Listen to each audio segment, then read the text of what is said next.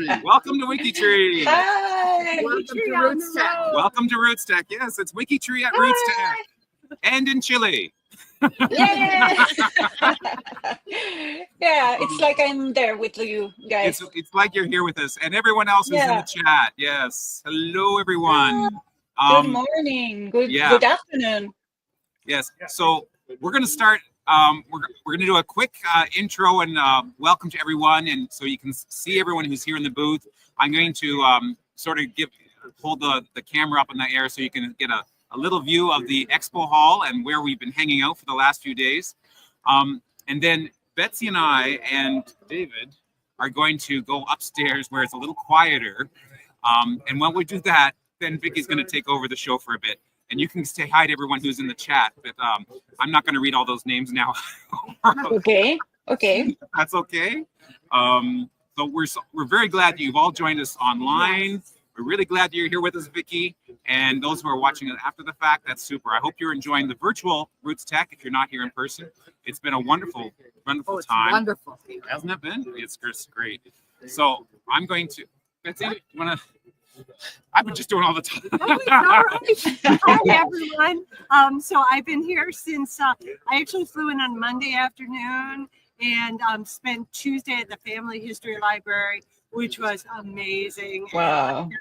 I found what I was looking for, so it's super exciting. And then, Wednesday was setting up the booth, which we're going to show you in a minute.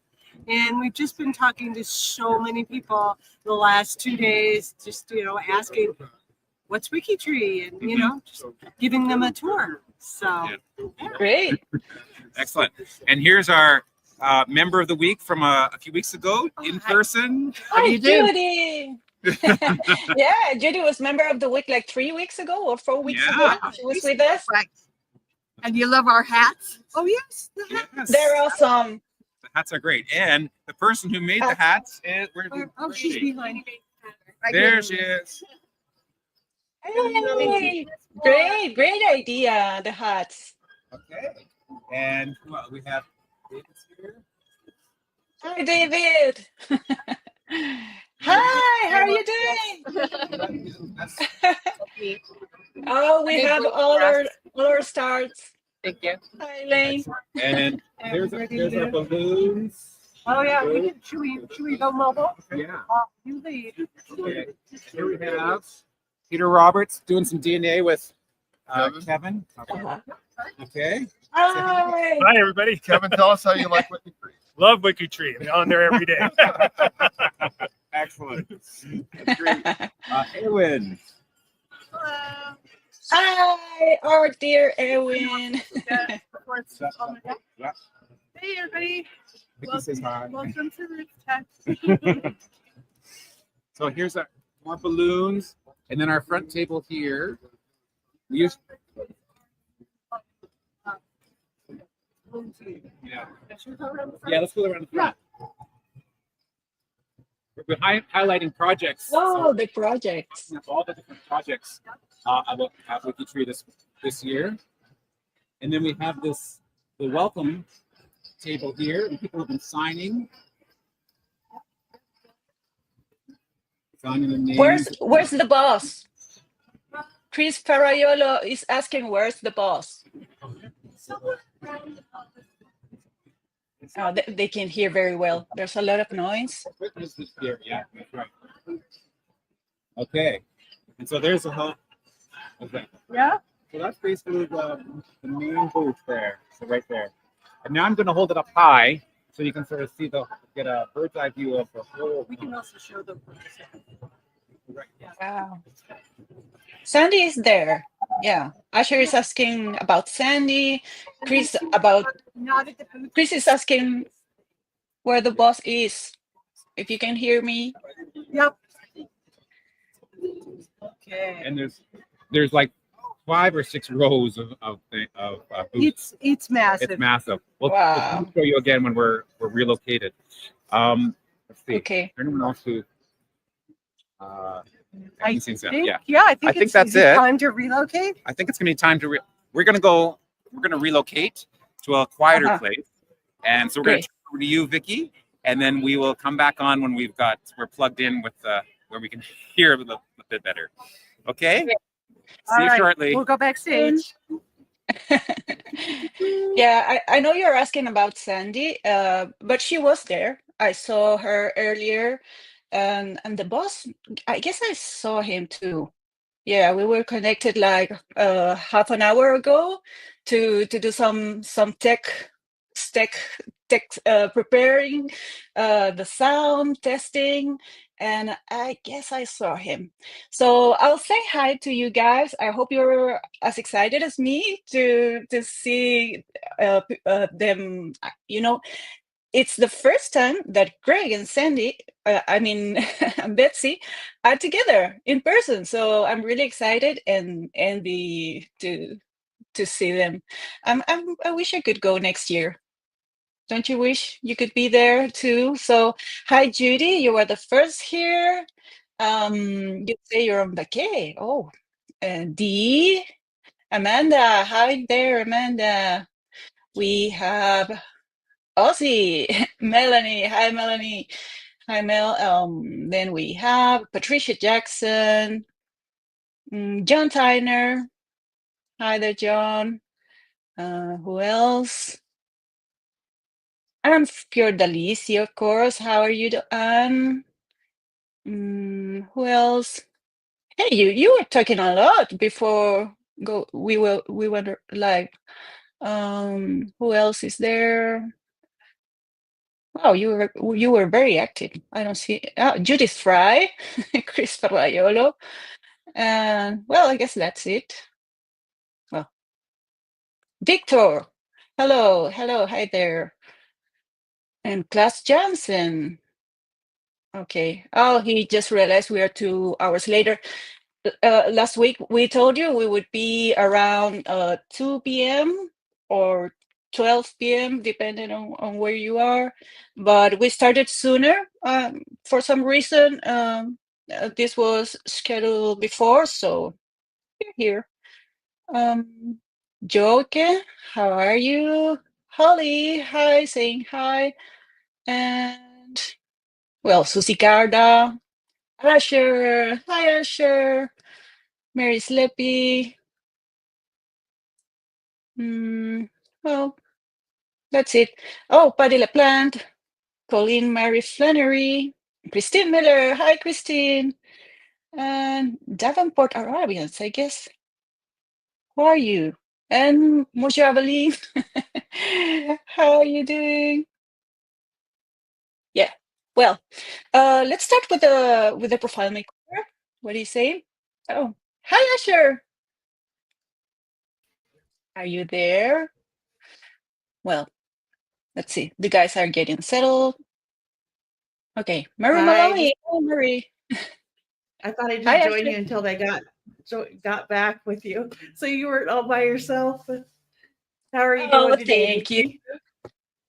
Great. How about you? How are you feeling? I'm good. You're We you're just home. Sandy. Yeah, Sandy took a whole bunch of pictures and she has some video. So we have a short up on our YouTube channel. So if Oh, anybody wants to great. check that out, they can do that. Oh, looks like they might be ready. So I'm gonna put them back in for you. Oh, yeah. We'll see you Yeah, later. never mind. See you, Asher. Thank you. Hey there. Hey, Okay. I Just still kidding. haven't I still haven't shown the profile makeover. Oh well, you go ahead. Go. Go right Yeah, ahead. You I do was just thing. saying hi. There's a Oh. lot of people. Yeah. And then came Asher to make company. Hi, David, my captain, Oh, your ex-captain. captain. Well, let's see. I'll show you the profile makeover. Perfect. Yeah. This profile makeover was made by Nettie Mae Lucas. She has done a lot of makeovers that we really like, so I like to show you. Remember, just to remind you, this month we have a special theme for the profile makeover, and the theme is school. So it's just a suggestion. If you want to do a makeover and you can decide what profile to make, well, you can choose maybe a teacher, a teacher's profile, or maybe someone who was first in their class, or someone who had a funny anecdote at school, just as an inspiration if you want to. It's not mandatory. So this profile is about Ferdinand Full. He was German. He was born in Bavaria, and he emigrated to the United States. This was his profile, a short biography just made by facts from census. And well, we had a simple profile with some kind of info, but now we have a kind of encyclopedic bio that I really enjoyed. You know, I love maps. I always say I love maps, and Eddie May has used this before as background photo. I love how they look. And she chose to give us the whole context about Ferdinand, about the time he was born. This is a kind of profiles that I really like. For example, she says his early life in Bavaria coincided with a period of significant change in the German states as the aftermath of the Napoleonic Wars and the rise of nationalist sentiments.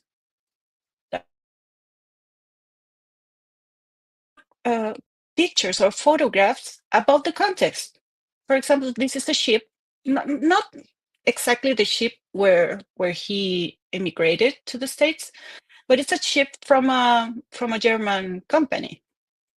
And then in 1859, at 32, Ferdinand made the decision to immigrate. So he settled on, I say La Salle. In Spanish, we have La Salle, so I'll say it like that. And there he installed his family in Illinois. And we see a map of the county. And well, he was a farmer, and we see the context about the increase of mechanization of farming and the growth of railroad networks.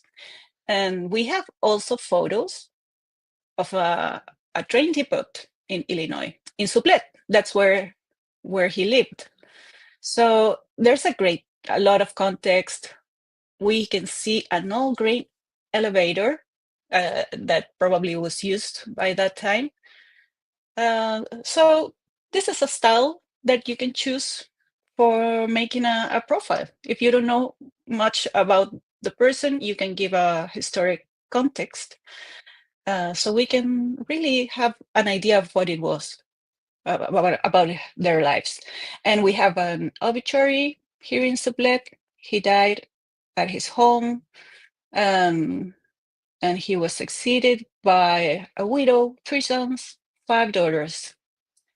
So thank you, Nettie May, for another amazing makeover. So that's it. I'll stop sharing my screen. And there we go. And so great stuff. Thanks, Vicki. Yeah. And thanks, Andrew, for No. jumping in so that Vicki wasn't all alone. I was with all our You were viewers, alone. So Never alone. I was not alone. Never alone on WikiTree. Yeah. That's great. Even if you think you're alone, you're not alone. Yeah. Okay. So you found a spot, a quiet spot. We found a spot. We actually, we're on the second level, above and at the far end. So we can't actually see out the window to see the exhibit hall, but maybe at some point we'll go. Yeah. Mhm. This is the level where all the classrooms are on the second level. Right. Oh. Yeah. So if you're doing, And have you seen any lectures? I've seen a couple. Mhm. I took one on Scandinavian Mhm. research, and I actually learned quite a bit about the records there, which is where part of my family's from. I took one on what they call finding your invisible relatives, which are people like farmers and impoverished people who didn't necessarily create a bunch of records. They give us pointers on where to find details on them. And then another one on organizing your paperwork, which had a lot of good points, but I have a feeling I'm not going to implement any of them because I've tried so many different ways to organize my notes, and it just doesn't seem to work. But Yeah, we've got and it some never great ends. experts here. Mhm. Yeah. Oh, great, great. Have you had a chance to go to? So you're anything? not only you've been only in the booth I've been only in the in booth. WikiTree's booth. Yeah. And well, Mhm. maybe there's always next year. That's right. Yeah. There are 8 a.m. sessions. Yes. So I was just thinking, I mean, if we I could could, have done that I could have done that. So I'll have to plan next year. next time. Whatever those early bird topics are. Right. That's what I'll be interested That's in. right. Yeah, if you ever come to RootsTech, you Mhm. definitely need to plan in advance. Oh, yeah, you have There's to map so it many out. options. And, Yeah.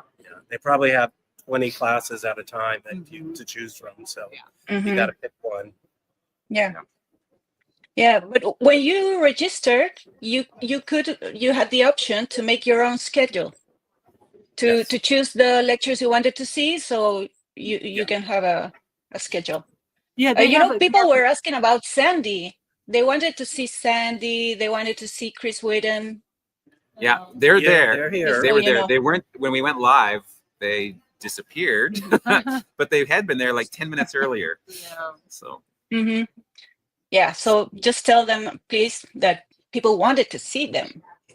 we will. We'll pass that on. Yeah. Uh-huh. So Well, go ahead. we were rehearsing. I told them we were checking our sound and testing some things, and someone came and wanted to ask Greg for a photograph, and they've been like surrounded by fans and giving autographs. Uh-huh.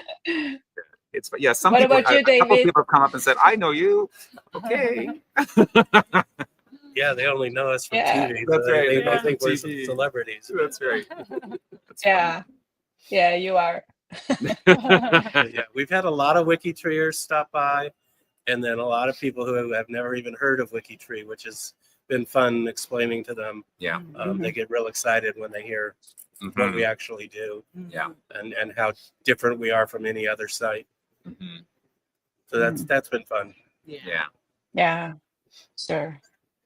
Well, what are you going to show us? We're going to share the screen, and Betsy's going to start with the question of the week, Yes. and David has a piece of that. Yeah. Okay, and let's see, where is? I think it's it's there. The cue. There we go. Mhm. Thank you. Okay, I got to get my notes up. Okay, so the question of the week was extra special to me. Do you have any ancestors who were musicians? And of course, as many of you know, I am a musician. So, and to my knowledge, well, I have an aunt who is a pianist, but I don't think I have anyone else in my tree who's a musician. What about you, Greg? So I found out that both my biological mother and grandmother were piano players, and when I at one point I visited my sister, and she had a bunch of old stuff, and she gave me a couple old hymnals that they had used, and it has her maiden name, Margaret Overland, my birth mother, or not my grandmother's, maiden name. So, neat. so it's very cool. Yeah.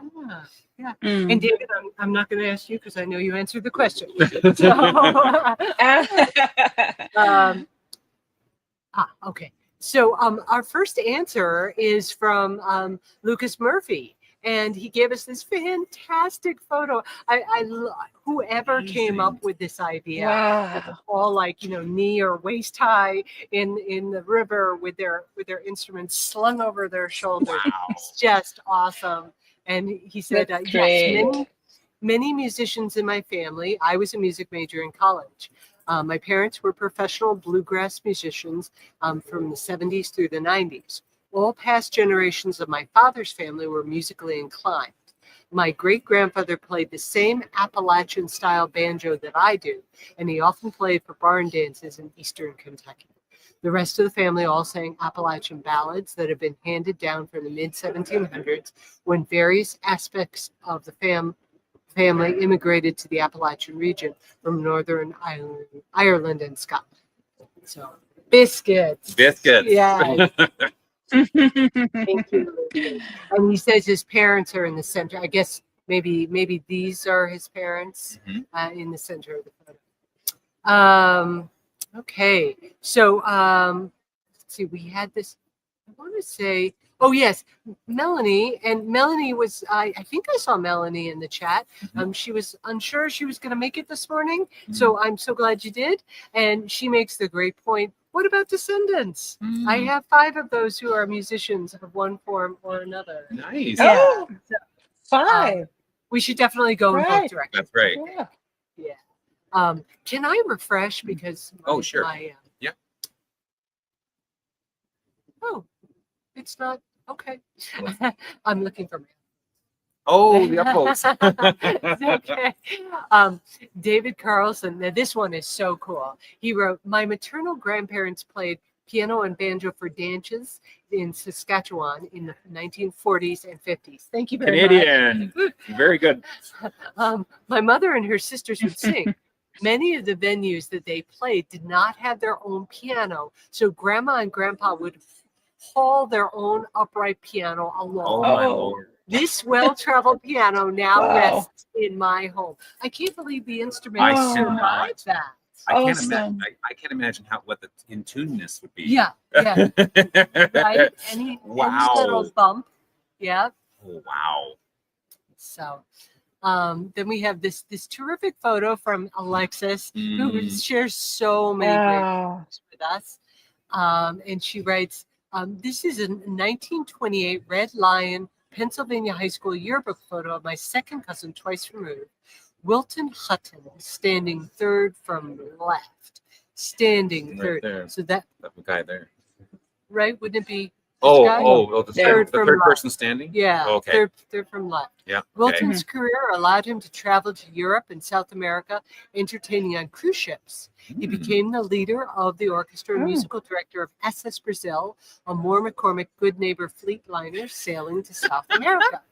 The Red Line musician played the trumpet, sang, and was also a comedy performer. So very Oh. versatile. It's cool. Yeah. Very cool. Sounds like a big extrovert. Wow. And then there is my brick wall, and this is from Oliver Stegan. And I love Bach's music, so I was Me drawn to too. this one. Right, so there's my brick wall ancestor, Heinrich Schlegel, who came from the famous musical village of Hundestagen. Sorry. However, it's not known yet whether he himself was one of those traveling musicians. And of course, every German with a musical bone in their body aspires to be related to Johann Sebastian Bach. Well, he is not my ancestor, but my 5th cousin, 5 times removed, Pastor Emil Georg Christian Petri, married Anna Maria Friederike Bach, a descendant of the Meininger branch of the Bach musician family. And her ancestor, Johann Jacob Bach, was a famous musician himself and second cousin to Johann Sebastian. Yes, and then she has the little curly eyes. I really should have drawn that out. Oh, yes. That's so cool, Oliver. That is very cool. Bach had 20 children. Oh, my So Lord. You have to think, not all with the same wife, but So he had almost 2 octaves of children.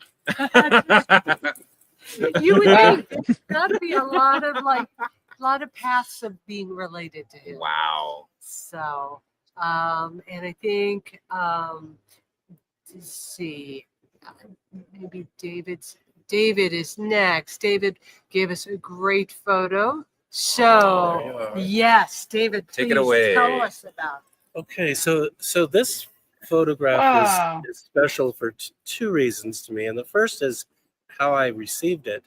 I had a distant cousin contact me. He had found me online through WikiTree and Ancestry, and he's not a genealogist, but he has all the family photographs, and contacted me and said he's elderly, he has no descendants that wants him, would I like him? And he sent me a whole box of photographs. Now, this photograph, along with many others, was not labeled, so it was up to me to figure out who was in it. But knowing his family tree, I recognized right away the 3 women in the white dress, the one in the middle, I recognized her white hair right away. That was my great-great-grandfather's sister. Her name's Mary Ralph. This family was really dirt poor. My grandfather told me stories about going to visit and, sleeping on corn husk mattress and kind of a one-room shack, and I think that's what you're seeing behind there.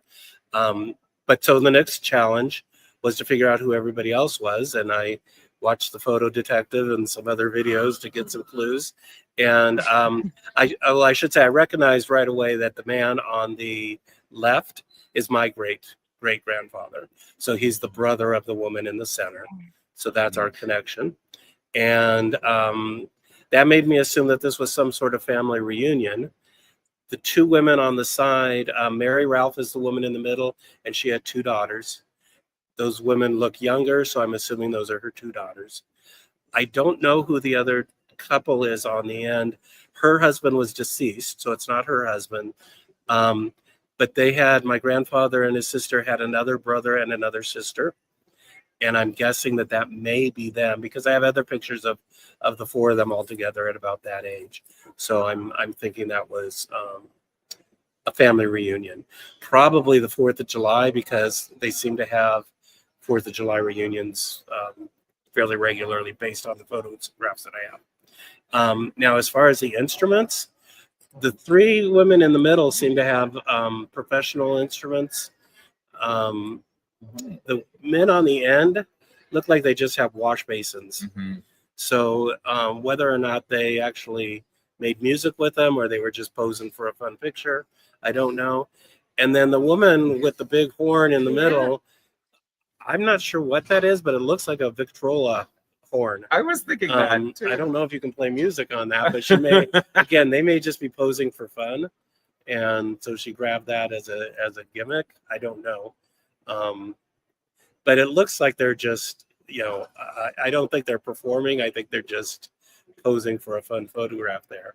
But the 3 women in the center, again, this was a dirt poor family, and they've all 3 got nice instruments. So clearly music was important to them. Could you zoom in a bit? Zoom in. Oh, that's better. Wow. She Wow, looks like that's she's taking amazing. aim. Yeah, that's right, Yeah. doesn't it? Yeah, like a Yeah. gun. What a great photo. That's a treasure. So, Do you have that displayed in your home? Well, we are redoing a bedroom in our home into my genealogy room. Ah. And we are going to put all Wow. photographs up Yeah. as a collage over the entire wall. Oh yeah. Love And it. that is, Is this a keeper? This is one of those? this is one of those. Yeah, definitely. Yeah. So much. I mean, the stories you could imagine just by Wow. looking at Yeah, this. and even just looking at their clothes and Yeah. the hat Yeah. and the mustache, and And that's your great that's grandfather? my great grandfather. the pipe. And he looks on like a the left. character. Yeah, he's got a story. Yeah, Neat. Wow. Thank you, David.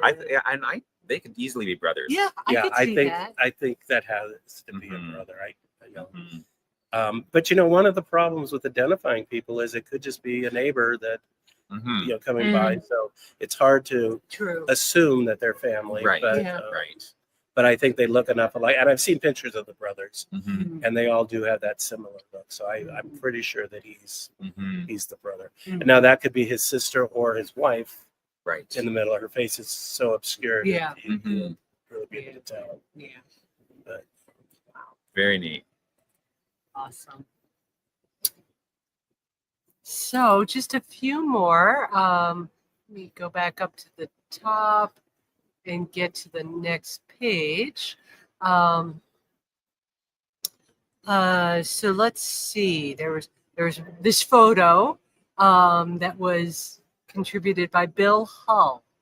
And as you can see, we got a tambourine and a guitar. And he writes, if any of my ancestors were musicians, I'm not aware of it.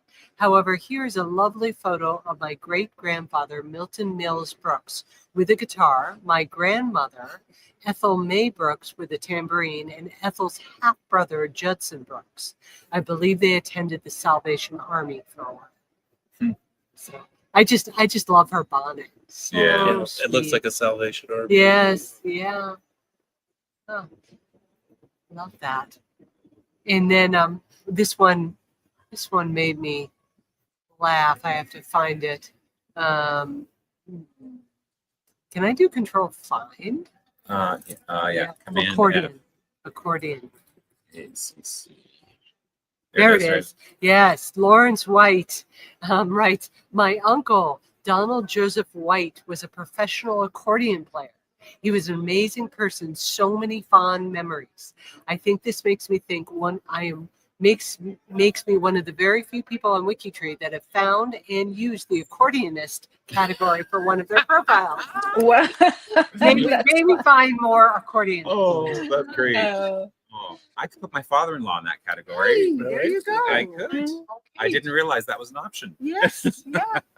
So we at last count there were 53 really fun answers. So Mhm. sit down with your warmer hot beverage and enjoy and upvote Mhm. and contribute. Keep the conversation going. Excellent. Mhm. Wow. Okay, so do you want to Do you want to do profiles? I feel like I always hard going things in, do? and I don't have no. to today. So you could do profiles. Do we have? We don't have an ancestor of the. We do have one ancestor. Do you wanna to do that? celebrate. Sure. I mean, the rest of my stuff is quick. So Yeah. I could. Okay. There's All right. photos. There's photos. Right. Yep. So That way I don't have to reposition yes, the camera a second I time. see. I see. That makes sense. You can see. Okay. You can see Betsy fine in the camera, right, Vicki? Yeah, she's kind of cut, but I can see her. I'm kind of cut. Cut. What do you need? Do we need to? Cut in the middle. Right How's there. that? Is that better? Yeah.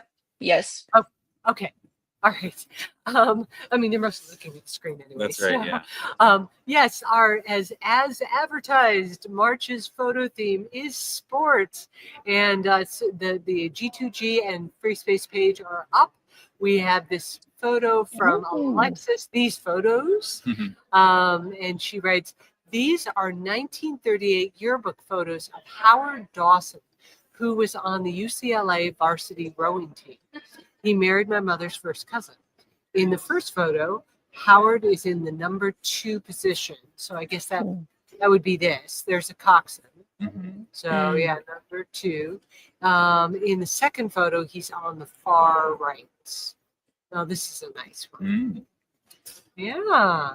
I wanted so much to row when I was in college. But Yeah. I rode in college. Oh yeah, it's such Oh. good exercise. It's hard work. Yeah. It is. It is. They took one look at me and they said, "You would be a great coxswain." Oh yes, that's great. Oh. I tried that and it just Wasn't for you. no, it wasn't for me. Was it going backwards?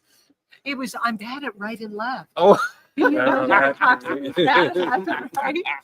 Especially when you're Spinning in backwards circles. and- Disaster. Yeah. That did not last long. oh no. So thank you, Alexis. And we look forward to seeing everybody else's photos to do with sports. And then for celebrating an ancestor, we celebrated 2 March ancestors last week. And Dee Spencer Carr, who's in the chat, hey Dee, Mhm. wrote about her second great-grandfather, also a USBH notable named John Mifflin Brown, and his connection to March is that he passed away in March of 1893. So we're going to look at his wonderful profile in a second, but some of his accomplishments include that he was a bishop in the African Methodist Episcopal Church. He was a leader in the Underground Railroad. I was looking at his dates, and he was just like, he's in the prime of his life, at that time when the Underground Railroad was was very active. He helped to open a number of churches and schools, including the Payne Institute, which became Allen University in Columbia, South Carolina, and Paul Quinn College in Waco, Texas. And then he was also an early principal of Union Seminary, which became Wilberforce University. So Wow. very much a mover and a shaker. Yeah. It sounds like his legacy is just resonating down to present day. Mhm. Mhm. The profile is a wonderful read. Lots of rich detail and Wow. photos. Oh, Yeah, let's look at this photo here. Very nice. Yeah, looks like later in Mhm. life. Mhm. And let's see.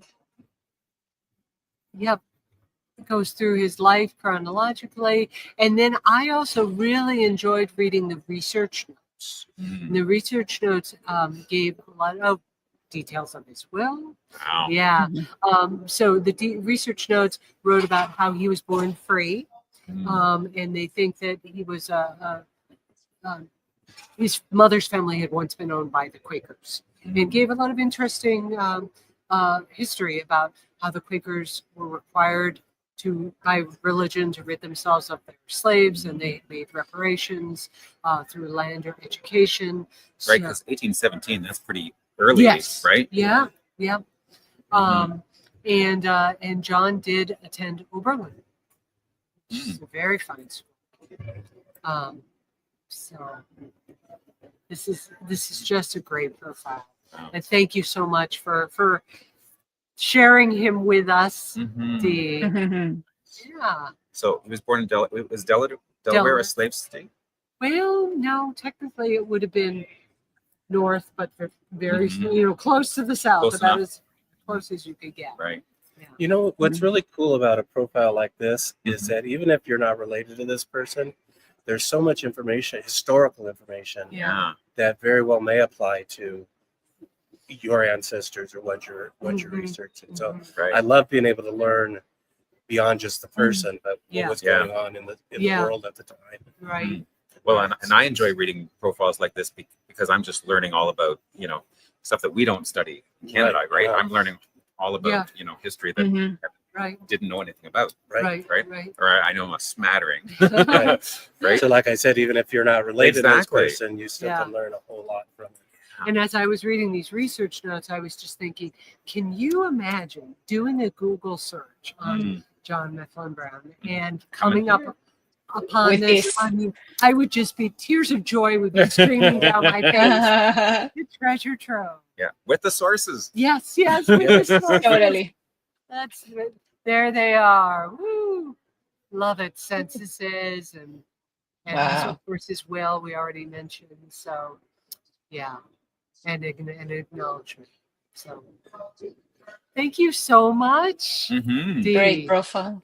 Excellent. That's great. Okay, so let me see. How's the camera? Does the camera need to be? Maybe I'll just slide it over a Yep. little bit there. Okay. And then go back to. Okay, connection checkers this week, and the theme for the profiles of the week is women authors, because March is Women's Month, right? Yes. Today is Women's Day. At Today is least in Women's Day. Chile. March 8th. Excellent. Now, someone said, Sandy said that someone sent her a message that to tell me that today was International Math Day, and I'm thinking, isn't every day International Math Day? Yeah, Um, for you. For me, it is. Well, it's going to be Pi Day very soon. Next Friday, March 14th. Mhm. It's Pi, Yes. Pi Day. Yes. So we'll have to have some nice pie that day. But yeah, so women authors, and it's a wonderful collection. So let me go through them. So we're starting off with Amy Mona Holland, who's from New Zealand. So she's our New Zealand author, born 1909 in Christchurch, New Zealand, on the 11th of March, passed away at the age of 95. I love it when nice long life. 3rd of May, 2004. So she made it to the new millennium. And her biography is just sort of in point form. Date of birth comes from the death record, so that's Interesting. Mhm. She was a popular author in New Zealand during the 60s and 70s, wrote several autobiographical books about her life on a remote high country sheep station in the Southern Alps. I didn't realize that. I knew that New Zealand has every type of climate and stuff, right? But I didn't realize they actually had an Alps, or one of the mountain ranges called the Alps. No, I didn't know that. So that's kind of cool. So I was thinking, when I hear Alps, I always think of Switzerland. Me too. But apparently, there's Southern Alps in New Zealand, on the South Island, I presume. And the first book she wrote was called A River Rules My Life, first published in 1963. She was married twice. First marriage didn't take for long, and got a divorce. And then she married the second time, and that one lasted the rest of her life. And at that point, she married the station manager of the high country sheep station on the Wilberforce River, and that was the river that ruled her life for the next 30 years, and which the subject for her book. I went to her Wikipedia page, and it's actually, she wrote, there was sort of 3 books together, and then they were usually published and sold together as sort of one big story in 3 parts, called The River Rules My Life.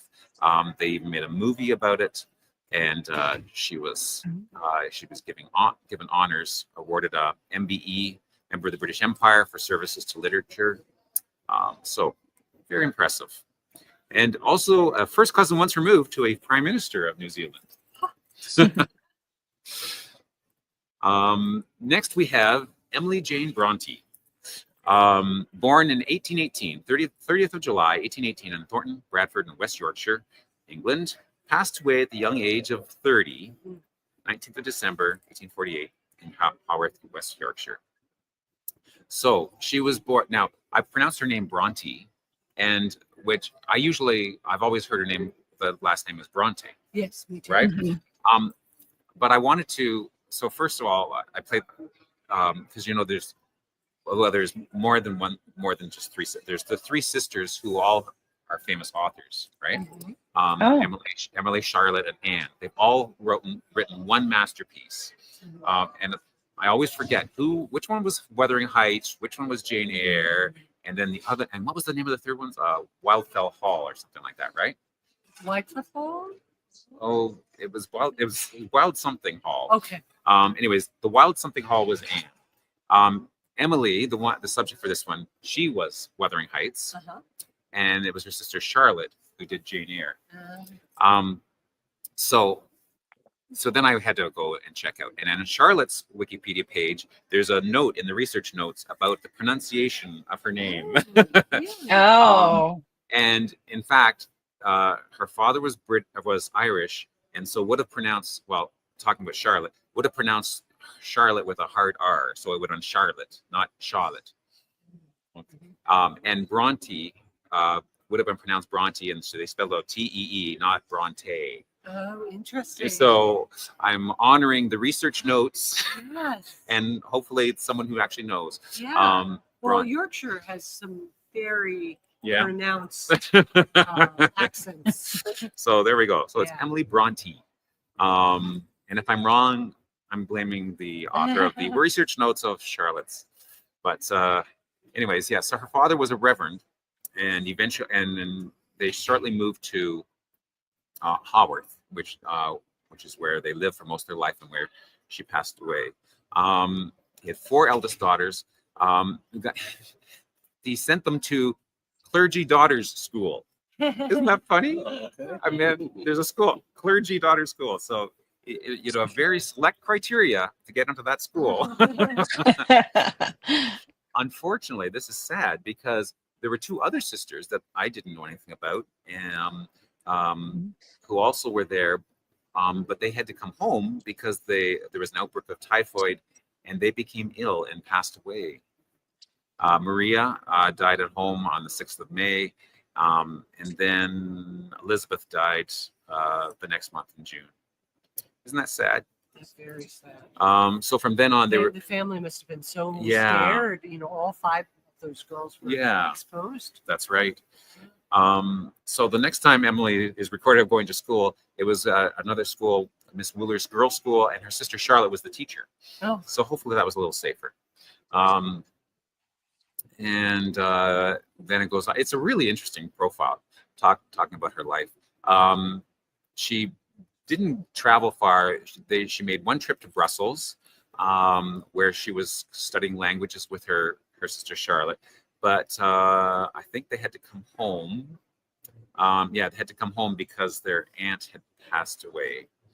And their aunt had basically raised them because her mother had died young. Anyways, they published a book, but they used pseudonyms because of gender. So they used Kerr, Ellis, and Acton instead of Charlotte, Emily, and Anne. But they matched the first letter. Yeah, yeah. So, anyways, and her novel is Wuthering Heights, which is we studied in school. I love that novel. I think it's great. Unfortunately, it was it was not a success at the time. It wasn't a big hit at the time, unfortunately. Jane Eyre was a big hit when it first came out, but I guess sensibilities of the time didn't appreciate the cleverness. But she got tuberculosis young, and then she passed away at the age of 30. So sad.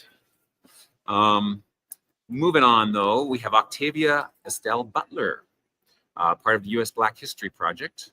Born in Pasadena, 22nd June 1947.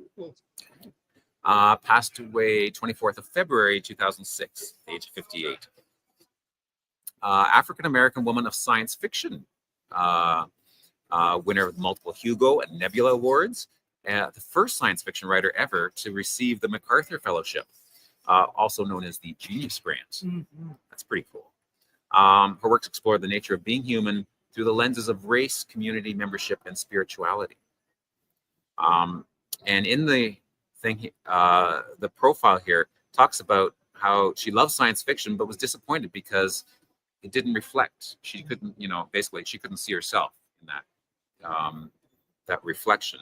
Like not many noteworthy female protagonists or different races, and so I think she included that in her work. That book, Kindred. Kindred, that's the one Yeah. she's most famous for. Kindred. Do you know that one? I was just reading and it said it, would be of interest to genealogists and Yes. yeah. Interesting because it's one of her most popular books. A young Black woman goes back in time, and this is interesting, to save the life of one of her ancestors who was actually a white slave owner. And she was asked why that book is so popular. She said it's because it's accessible to a number of audiences: African American studies, women's studies, and science fiction. Sort of, it's the intersection of all three. It sometimes reaches people who might not otherwise read that kind of book, or who might not read a history or a historical novel even about that period, unless it was a Gone with the Wind type, which is interesting. One of the things a theme that's mentioned here in the profile that I find interesting is that the idea was that let's see here, the people were she heard criticism because of about African Americans who were being subservient to whites, and she said, where is it here?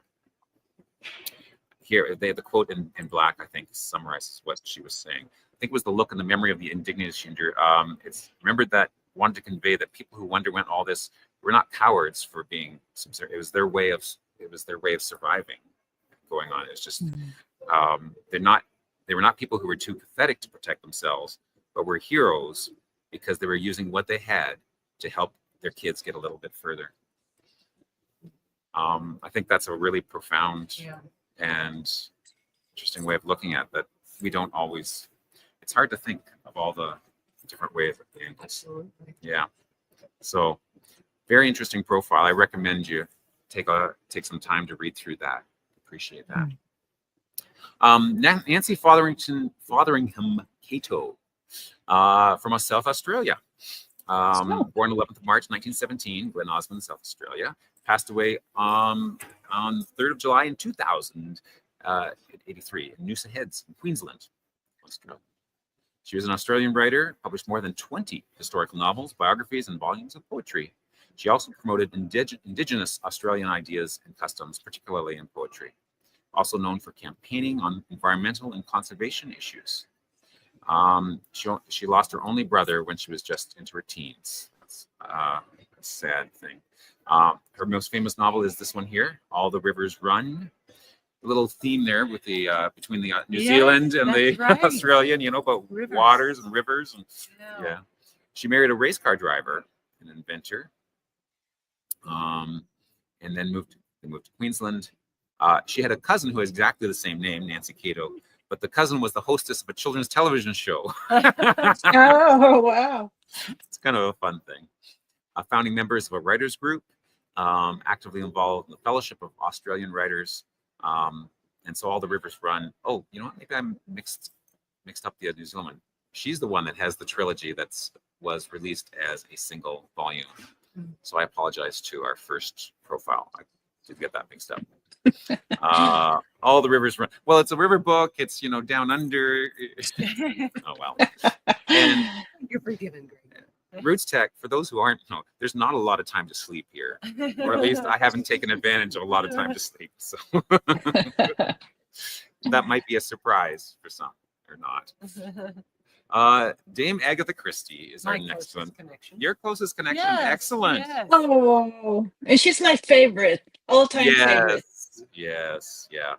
We've got at home, my wife and I, we have a checklist so that we can go through and check off that we've read each of her books. Oh, cool idea. Oh, yeah. Yes. I have one too. I think I still have a few left to go, but I think we've hit all the main ones. Anyways, born in 1890 in Torquay in Devon, England, and then passed away 12th of January 1976 at the age of 50 in Wallingford, Oxfordshire. Known as the Queen of Crime, novelist, short story writer, and playwright. Holds the Guinness Book World Records list as the best-selling novelist of all time. Well, she had a lot of novels, so if you count all that up, there's the censuses and stuff. She was married twice. The first marriage gave her the last name Christie. That was to Archibald Christie. And then she married. The second marriage lasted to the end of her life. Much happier marriage, apparently. Some pictures of some of her favorite characters: Hercule Poirot here, and Miss Marple. She also did a play, The Mousetrap. You've ever seen that play? It's actually quite neat. Like it's a whodunit. Cool. Well, as I would expect. As you would expect, right? Yeah. Very cool. So there was an interesting point there. There was a point in her life where she disappeared. I saw that in the first marriage Yes. section. Yes, she disappeared at some point, and it's a mystery, 11 days. and no one knows where exactly or what happened. And apparently, she had amnesia, so it's sort of a mystery. But in the profile, it sort of hints that it possibly, well, it's been speculated, there was a double track. Like she lost her mother.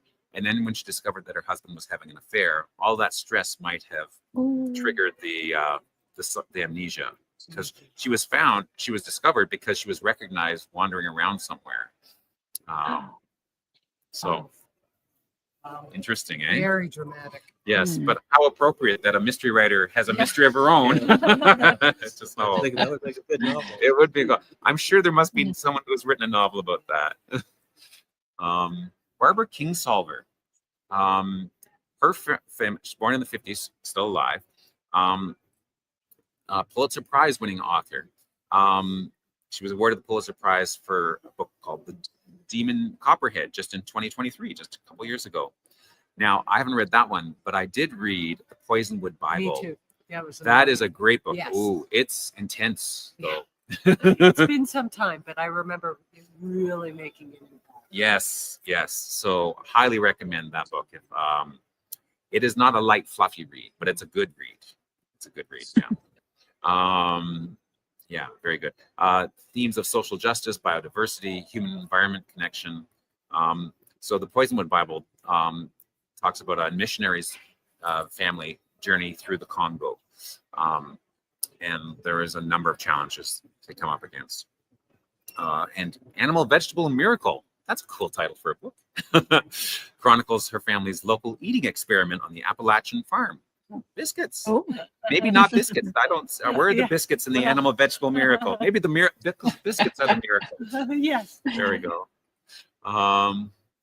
Very cool. Then Antonine Maillet is our French speaking Canadian entry into this. Actually, we have two Canadians on the profile list this week. Born the 10th of May, 1929 in Boutouche in New Brunswick. So New Brunswick also is a bilingual province. Like when you think of French speaking Canada, you probably think of Quebec, right? But New Brunswick, which is right next to Quebec, is also bilingual officially. Acadia or Acadians came from Nova Scotia and New Brunswick. So there's a good a number of Acadian descendants who are in New Brunswick as well. So if you're wondering why she wasn't from Quebec or wasn't born in there, that's but she did move to Quebec and lived. Another one who lived to 95 and just passed away this month. Oh my goodness. Or the end of last month, 17th February 2025. Yeah, just recently. She's hailed as the soul of contemporary Acadian literature. Her work reflects the dialect and heritage of the Acadian people. And she won the coveted French Prix Goncourt and a number of honorary doctorates. I think we may have talked about her on when we highlighted the Acadian project. Yeah. Maybe. Yeah. She was the youngest of 8 children that went to the University of Laval, and she's written a lot of literature, and she uses the sort of the Acadian slang as opposed to the King's French in her work. I kind of remember that phrase here. So very well known and very important Canadian and Acadian author. Then we have Margaret Munnerlyn Marsh, who you probably know better as Margaret Mitchell, the author of Gone with the Wind. oh, Yes. Born and died in Atlanta, Georgia, 8th of November, 1900 to 16th of August, 1949. So only 48. Yes, and that's a sad story. Yeah, it's sad. Yeah, it is a sad story. Of course, she has the epic novel Gone with the Wind, her only major publication. But really, a book that popular, you only need one, right? You really only need the one hit. Where it sold over 30 million copies. Think about that, right? That's huge. Gone with the Wind was chosen as the book of the month for July, and then because of that, it sold 50,000 copies in one day in July. wow. And I believe they made a movie. I think there's a movie. Trying to think, what was it called? Co-starred? Yeah, a little something or other. Yeah, that's right. So yeah, very interesting. Married twice as well. Did not have children at all. Sadly, she died young because she was struck by a car in downtown Atlanta, and then passed away a few days later. That's sad. Yeah, these people we lose way too young. Yeah. Then Lucy Maud Montgomery, born Lucy Maud McDonald, or no, Montgomery is her maiden name. Yeah, and she's my closest, or one of my closest. Born in Prince Edward Island, which is totally appropriate, because her famous novel and series, in fact, was Anne of Green Gables. So even you Americans, I think, are familiar with Anne of Green Gables. Yes. I know Anne of Green Gables. That's good. We don't just keep it to ourselves. Of course, a great story. It resonates through the ages, about the little redhead orphan girl who was adopted by this elderly brother and sister in Prince Edward Island. And so there have been movies and TV series about Anne of Green Gables. Well beloved. But Lucy Maud Montgomery herself, born in Prince Edward Island, baptized in 1875. Her mother sadly died of tuberculosis when she was only 21 months old. And so her father, maybe not knowing what to do with a 21-month-old, gave her over to her grandparents to raise. And so and her grandfather was the postmaster of Cavendish town. And I think Avonlea, the little town in the story of Anne of Green Gables, is based a lot on Cavendish, I think. Yeah. And Cavendish, and actually, if you go to Prince Edward Island, the town of Cavendish has everything about Anne of Green Gables. It's a place you can go there. The house is there and everything. So that's very cool. Her father did actually remarry and then move to Prince Edward, Saskatchewan, and she actually has some half siblings there. She herself, Lucy Maud, later on, she got her teacher's license, and then she did get married and was living in Ontario. Yeah, and in fact, a highway not too far from where, when I'm driving around, there's a memorial plaque for her because of the place where she had lived. Oh, okay. Is only about less than an hour's drive away. Stuff. She had 3 children of her own. Yeah. Anyways, very famous person. Then we have Mary Flannery O'Connor, born in Georgia, 25th of March, 1925, Savannah, Georgia. Passed away young again, 39, in 1964, 3rd of August, in Baldwin County, Georgia. Author of 2 novels, Wise Blood and The Violent Buried Away. Wrote many short stories, published in 2 collections. A Good Man is Hard to Find and Everything That Rises Must Converge. Interesting titles. Yeah. She was, let's see. She was taken away when she was 15 years old. She and her family lived in Georgia and moved there. Her father passed away because of lupus when she was younger, and that's eventually what took her. She was diagnosed with the same disease in 52. She was still struggling with it, and she wrote. They went to live at a place called Andalusia Farm. She and her mother. She won a special award, the O. Henry Award, for a short story, Greenleaf. But then she did pass away in 64 from complications of a severe attack of lupus. So that is sad as well. Amandine Aurore Lucille Dupin de Francois is a mouthful. And not a name that rolls off the tongue or fits nicely on a book spine. So, the name George Sand, fits much easier. And also it has the advantage of being founding male. And so back in the 1800s, when Amandine Aurore was born, 1804 in Paris, it was easier to get published if you were a man, or the publishers thought you were a man. So she has a very interesting life here, which is highlighted. What's really interesting, so even at the very beginning, Amandine Aurore Lucille Dupin was born on the 12th of Messidor in year 12 of the Republic. So if that seems weird, like a weird date to you, it's because she was born in Paris, France, right? 1804. So year 12 of the Republic. So if you subtract 12 from 1804, that gives you to 1789. Yeah. So those who know the French history, 1789 was the beginning of the French Revolution. Napoleon took over. And not only did he take over the government, he took over the calendar and renamed the calendar. Started counting again. And I didn't know that. Months. Yeah. Wow. So yeah.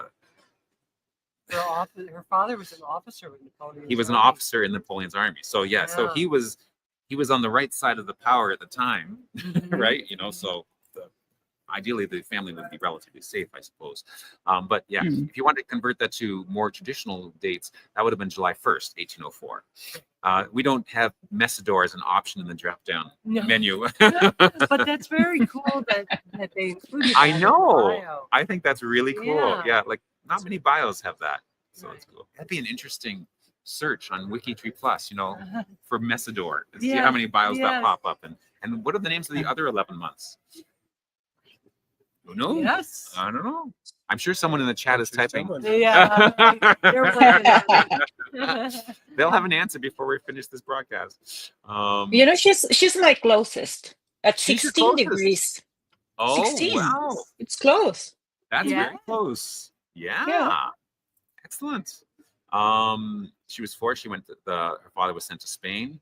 Her mother decided to go along, which was against everyone's advice because she was pregnant, and unfortunately, she did give birth to the son. The child died shortly after they returned to France, and then a few days later.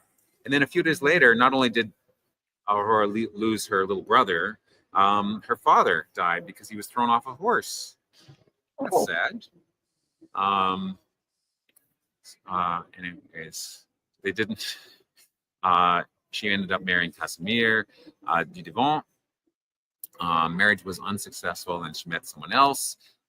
She published her novel Rose Blanche, and another novel Indiana, under the name G. Sand, and then eventually used Georges Sand as her pen name. She actually went around Paris often dressed as a man, and even smoked tobacco outside. Very interesting life, and you can read all about that. Yeah. Stormy affairs. She was a good friend and companion of Frédéric Chopin. So, you know, there's a musical connection there as well. And they were companions for 9 years. So, interesting project. And the last one is Sigrid Undset from Denmark. Well, born in Denmark, the 20th of May, 1882, in Kalundborg, Vestjylland, Denmark. Writer, winner of the 1928 Nobel Prize in Literature, recognized as one of the renowned Norwegian writers because she did move to, lived in Norway, passed away in Lillehammer in 1949. Perhaps the best known for medieval novels about Christian Lavransdatter and Olaf Amundsen, which she wrote at her home in Bjørkebæk near Lillehammer. So there's a series of books, and she wrote. There's a picture of her. She was living in Oslo at this time. And during World War II, she fled the Nazis and lived in the United States, where she worked on to help liberate her country, and then went back home after the war was over. And there we go. So very interesting group of women writers, all with interesting stories, eh? Yeah. I love to read. Yeah. That's great. When we have time, when we're not doing WikiTree stuff. The clincher. That's right. So, let's see. Should we look at the social media page? Let's see. Oh, Lisa found the names of the months. Did you really? I don't get it. You're not seeing the. I think you're not seeing the message. Okay, there we are.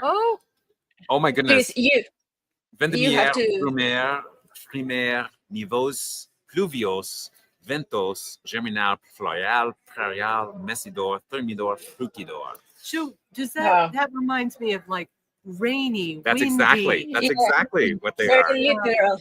Yeah, Brumaire is foggy, Vendemer, stormy, yeah, primaire, cold, nivos, snow, pluvos, rain, windy. Germinal is budding, growing, flowers, floria. Prairial would also be, lots of growing. Messidor, I'm not sure about messidor.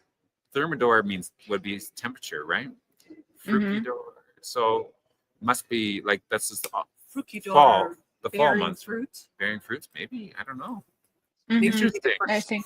Oh, harvest. Thank you, Lisa. Oh, they're from Latin words. Okay, there we go. Harvest. Great. So it's almost like you use the Farmer's Almanac. The Farmer's Almanac. We knew that someone was going to come through with that. Thank you. Thank you, Lisa. We're always learning here. We're always learning. It's amazing. That's right. So, and again, thanks to Lisa, I believe, social media posts this week. What's happening? Well, we have a few hours left of RootsTech, so that's what we're doing. But then when you come back, there will be a question of the week. One name studies for this coming week will be Black. And then we'll be playing connection checkers. I don't know what the theme is going to be. Do you know? I don't. You don't have any secret. One place studies will be Gowerhask Townland in County Clare, Ireland. I thought you had an Irish connection. Your one of your questions or County Wexford. There was County Wexford, but it was in Michigan. Oh, yeah, Yeah. the picture that I posted was from Wexford County, Yes, but Michigan. but the way it said County Wexford, and I didn't see the Michigan it wrapped went down around. below, yeah. I thought, oh, that's Irish. And then there was something you said that sounded like, what? He says, why is that? Well, he's talking about being in the States. And then I realized, that was funny. Then this Wednesday coming up, we'll have an Ask Alesh. I've been asking Alesh a lot because he's here too. Did we see him? Was he in the booth? Oh, Yes, he was this morning. Was he? Okay. Did you see it? I don't think I got around to him personally. But did you, Vicki? Did you see Alesh when we started the roundup? no, Talking about- no, I didn't see him. Okay. Mm-mm. He was here and he is here. But anyways, the rest of Wow. you will get a chance to talk to Alesh and ask Alesh next Wednesday Ah. at 9 o'clock our normal time. Iron Project, talk about County Wexford, is the project of the week for Thursday. And then there's a new members. Yes. Is on there? Thursday. Thursday. Woohoo. What time? Yes. 8 p.m. Eastern Eastern. time.